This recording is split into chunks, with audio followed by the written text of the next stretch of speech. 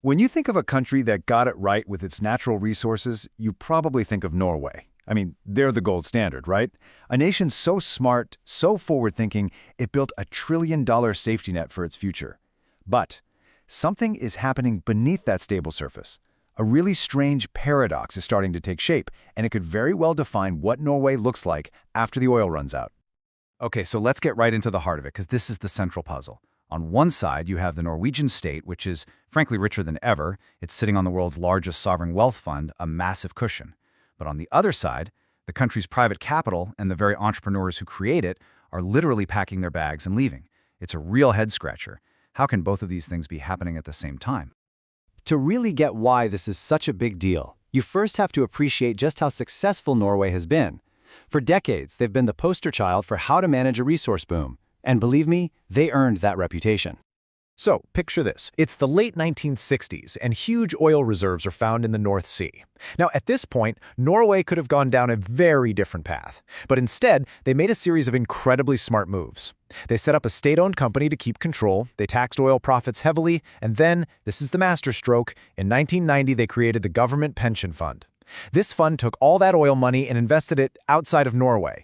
It was brilliant. It built up this huge reserve while protecting their own economy from the wild swings that crippled so many other oil-rich countries.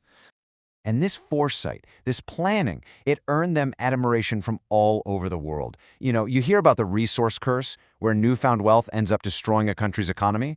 Well, Norway was seen as the one place that actually beat the curse, that got it right. And yet, here's the twist. That incredible success story, that fortress they so carefully built, is now facing this really unexpected threat. The people who were supposed to be building Norway's next economy, the one that isn't based on oil, they're heading for the exits. And the numbers, they're pretty startling. Since 2022, we're talking about more than 100 of the country's top taxpayers who have just picked up and moved, mostly to places like Switzerland. And look, this isn't just a couple of disgruntled billionaires. This is a big chunk of the country's economic engine. And of course, they're taking their capital with them. We're talking about an estimated 30 billion pounds worth of wealth that is now controlled by Norwegians living outside of Norway. That's a staggering amount. But here's what really makes you sit up and pay attention: the speed. Just look at this. Half of that 30 billion, 15 billion pounds has left the country in just the last 4 years. This is not a slow leak, folks. It's an accelerating flood. All right, so the big question is why? Why is this happening now? The answer is buried in a really unique and interlocking system of taxes. A system that, while it was designed to be fair, is now being described by entrepreneurs as a kind of financial trap. Okay, first up, there's the wealth tax. This is a big one. It's an annual tax on your total net worth. And here's the kicker. You pay it whether you made any income that year or not. So if you're an entrepreneur, think about it. You're paying tax every single year on the paper value of your company, even if that business isn't profitable yet, even if all its value is tied up in things like machinery or R&D. And that brings us to the dividend tax.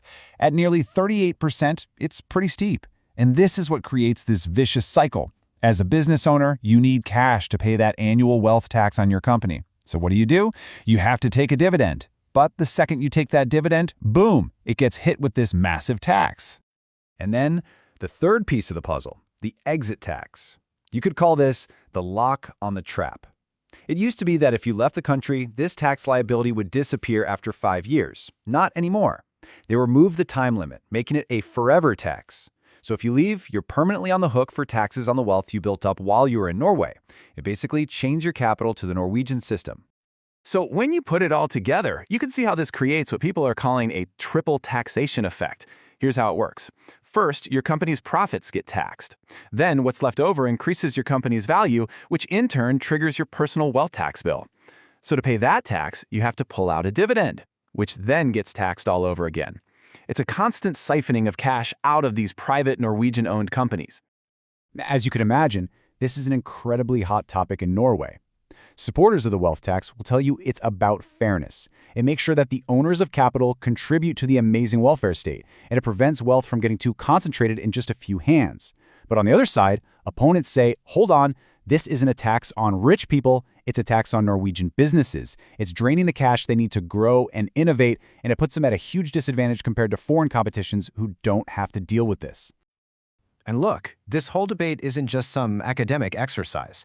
This strikes right at the heart of Norway's single biggest challenge. What does its economy look like when the oil is gone? Because the hard truth is, the peak oil money is in the past. At the same time, the costs for things like pensions and healthcare are about to go way up as the population ages. The rest of the economy, the non-oil part, already runs a pretty big deficit that's covered by that oil money. To secure their future, Norway absolutely has to build new industries and things like green tech. It's not a choice, it's a necessity. And this is the central irony of the whole situation. The tax system, which was designed to keep things fair today, may actually be choking off the very innovation they need to fund the country tomorrow. It penalizes the exact behavior that a post-oil economy depends on, people taking risks and reinvesting for the long term in new, ambitious companies. So that puts Norway at a really critical crossroads. It's a choice, really, between keeping things as they are and risking stagnation, or adapting to a new reality. And history, well, it has a pretty powerful cautionary tale for countries in this exact position. Let's talk about Venezuela for a minute. Decades ago, they had a very similar vision. The slogan was Sembrar el petróleo, to sow the oil. The idea was to use their incredible oil wealth to build a new, diverse, and productive economy. The ambition was there, but we all know how that story ended. It was a total failure. But, and this is an absolutely crucial distinction, Norway is not Venezuela. Its institutions are rock solid. Venezuela's problem was an institutional collapse. Norway's risk is something much quieter, much more subtle. It's a policy risk. The danger isn't a sudden collapse, but a slow, gradual erosion of its competitiveness, a decline that could be masked for years by that giant wealth fund. Which brings us right back to where we started.